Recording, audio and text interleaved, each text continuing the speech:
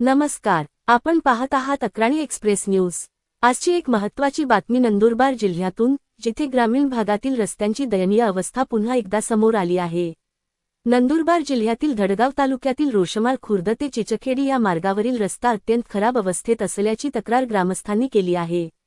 हा रस्ता प्रधानमंत्री ग्राम सडक योजनेअंतर्गत सन 2013 ते 14 मध्ये बांधण्यात आला होता। मात्र गेल्या अनेक वर्षांपासून या रस्त्याची कोणतीही दुरुस्ती करण्यात आलेली नाही। सध्या या रस्त्यावर मोठमोठे खड्डे पडले असून रस्त्याची अवस्था अतिशय बिकट झाली आहे। यामुळे नागरिक, शालेय विद्यार्थी, रुग्ण, शेतकरी आणि वाहनचालकांना मोठ्या अडचणींचा सामना करावा लागत आहे। विशेष म्हणजे या रस्त्यावरून दररोज ये-जा करणाऱ्या नागरिकांना अपघाताचा धोका देखील वाढला आहे।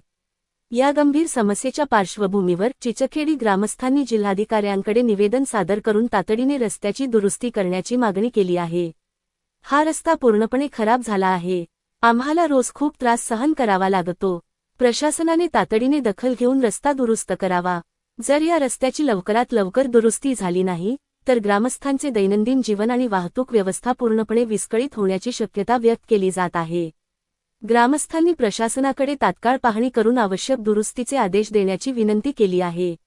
आता प्रशासन यावर किती लवकर कारवाई करते हे पाहणे महत्त्वाचे ठरणार आहे। तर ही होती धडगाव तालुक्यातील रस्त्यांच्या दयनीय अवस्थेबाबतची बातमी।